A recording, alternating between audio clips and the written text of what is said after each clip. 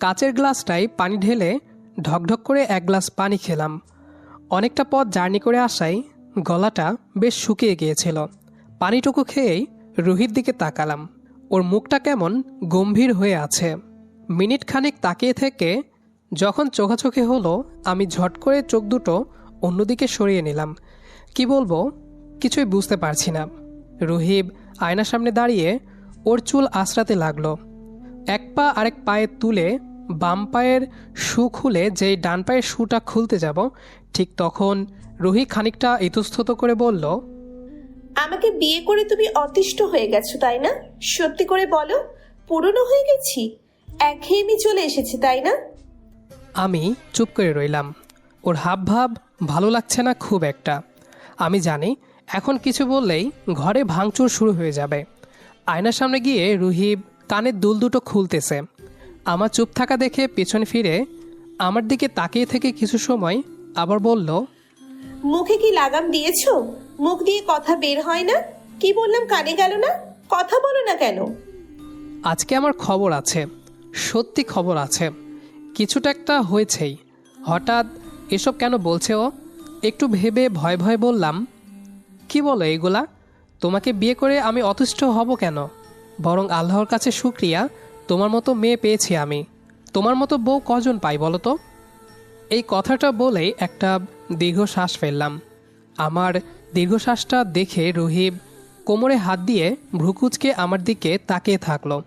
আমার দীর্ঘশ্বাসটা দেখে এমনভাবে তাকাচ্ছে মনে হচ্ছে আমি ওকে বিয়ে করে বিরাট বড় ভুল করে ফেলেছি। ভাবছে ও তাণ্ডবের দায় এড়ানোর জন্যই এই কথাগুলো বলেছে। আমি দাঁড়িয়ে শু রেখে স্যান্ডেলে পা দিতেই আমার কাছে এসে আমার শার্টের বুকের কলারে চেপে ধরে হিস হিস করে বলে উঠল, তোমার কথার ধরন আমি ঠিকই বুঝি, বুঝছো? যেইভাবে বললা আমি এখনো ফিডার খাই না, যে কিছুই বুঝি না। তুমি আমাকে কি ভাবো শুনি? বিয়ে হয়েছে এখনো বছর বেরোয়নি, তার আগেই এত বড় বড় দীর্ঘশ্বাস?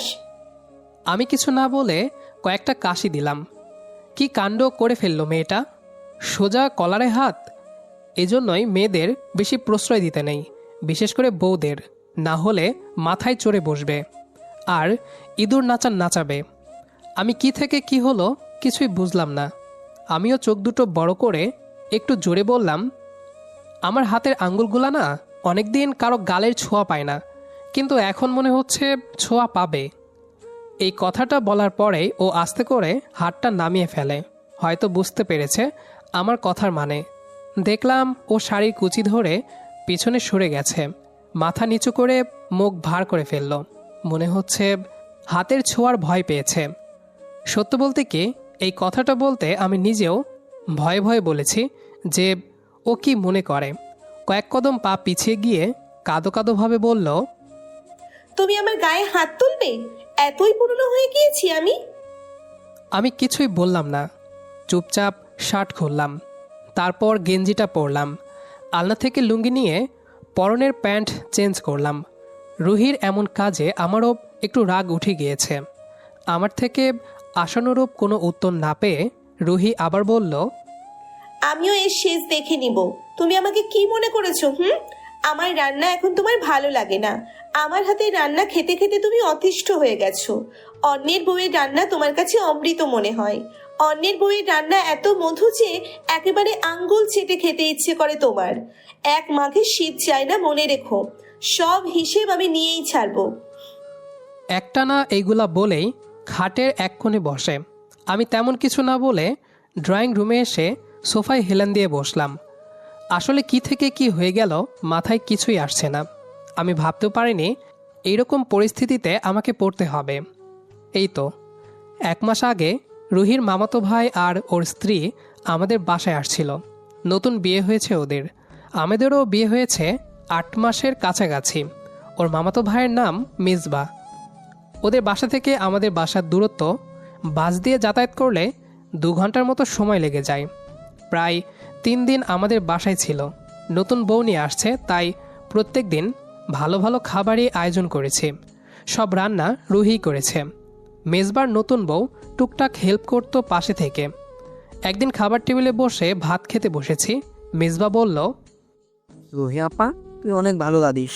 তোর রান্না খুবই চমৎকার। অয়ন ভাইয়ার ভাগ্য ভালো, তোর মতো রাঁধুনি পেয়েছে। রোজ রোজ এত সুস্বাদু রান্না খেতে পারে। আমি মনে মনে হাসতাম, রুহিও অনেক খুশি হতো। আমি মজা করে বললাম, শালাবাবু পাম দিচ্ছ তাই না?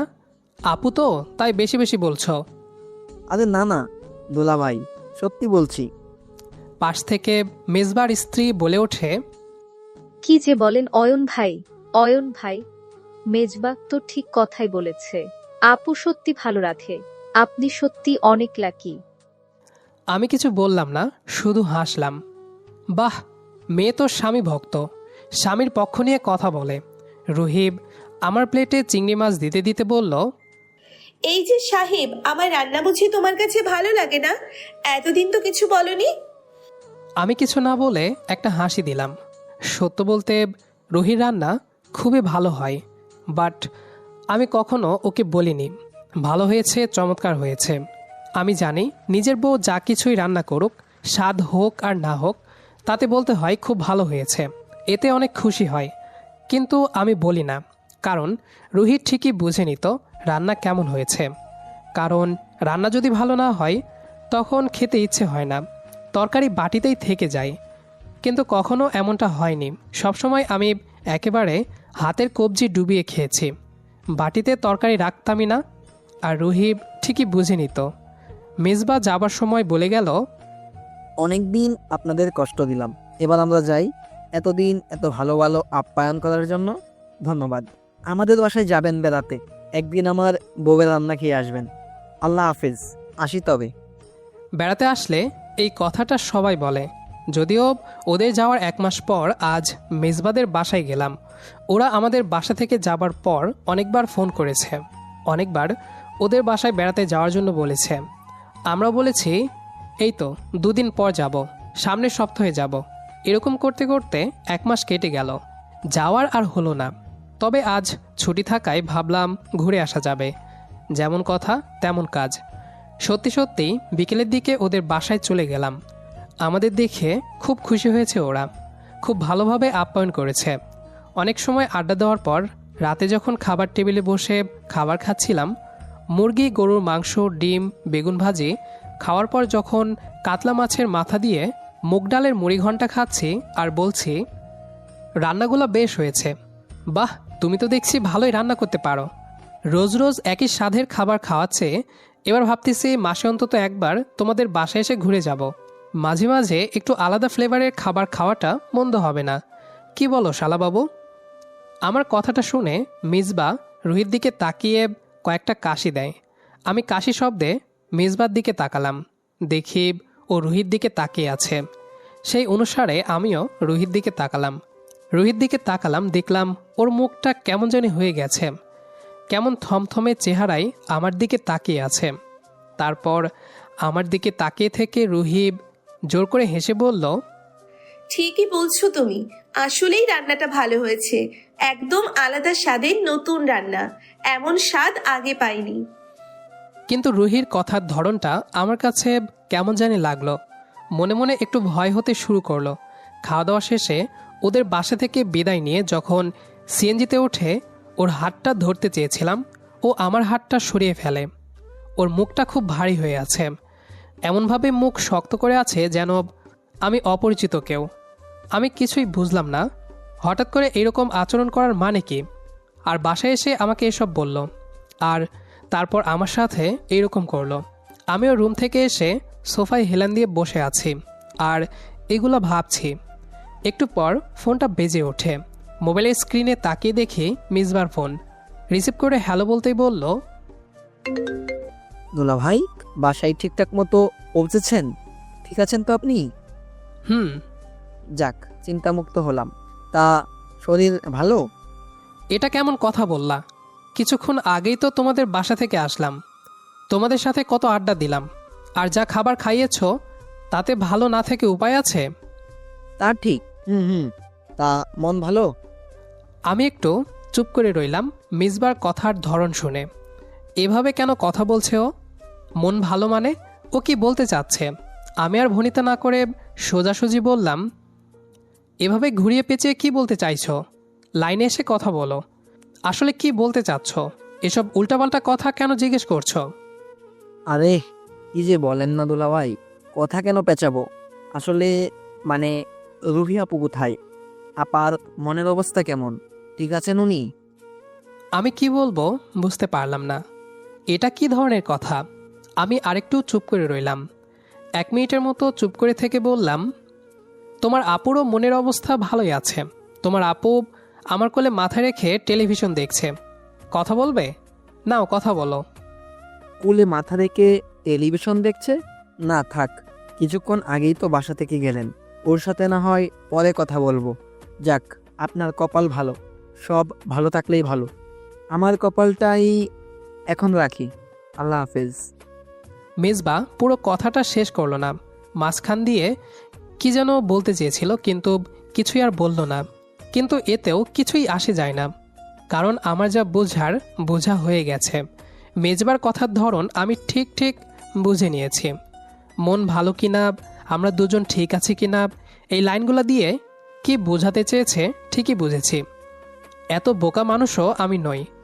মেজবাও রুহিকে বলেছিল রান্না ভালো হয়েছে, আর তাই ওর স্ত্রী হয়তো ওর ওপর রাগ বা অভিমান করেছিল, হয়তো সাথে রাগারাগিও করেছিল, কথাও শুনিয়েছিল কিছু।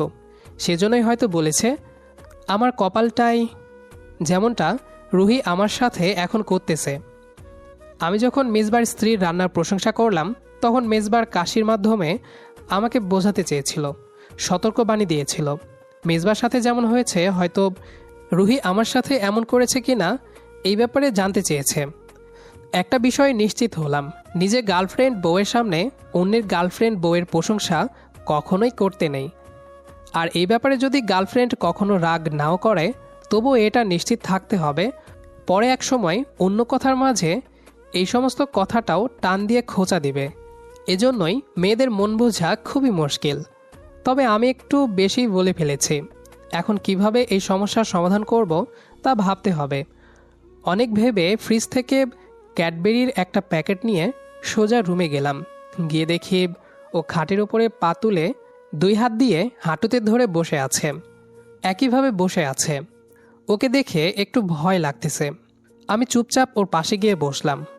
ওর গায়ে এখনও শাড়ি পরা, নতুন শাড়িটা এখনও চেঞ্জ করেনি। মুখটা এখনও আগের মতো ভারী হয়ে আছে। ওর আবার আইসক্রিম, চকলেট, ক্যাডবেরি এগুলো ভীষণ পছন্দের। আমি গিয়ে ওর সামনে বসে ক্যাডবেরি প্যাকেটটা ওকে দেখিয়ে দেখিয়ে আস্তে আস্তে ছিঁড়লাম। আমি খেয়াল করলাম আমার এমন কাজে ও আমার দিকে বারবার আর চোখে তাকাচ্ছে। ছিঁড়েই আস্তে আস্তে মুখে একটু করে কামড় দিলাম আর আওয়াজ করতে লাগলাম, আমার এমন কাজে ও আমার দিকে একটু তাকিয়ে মুখটা ফিরিয়ে নিল। আমি বললাম, আমার বউয়ের রান্না একেবারে এই চকলেটের মতো, যা মুখে দিলে এমনিতেই মন ভালো হয়ে যায়। আরে মানুষের বাসায় দাওয়াত খেতে গেলে ভালো হয়েছে, মজা হয়েছে এগুলো বলতে হয়, একটু পাম দিতে হয়, নইলে দাওয়াত খেয়ে লাভ কি? না হলে কি আবার দাওয়াত খেতে বা ওদের বাড়িতে ডাকবে? যদি এইগুলা না বলে একটু বিশ্রী দেখায় বিষয়টা। ভদ্রতা বলে একটা কথা আছে না?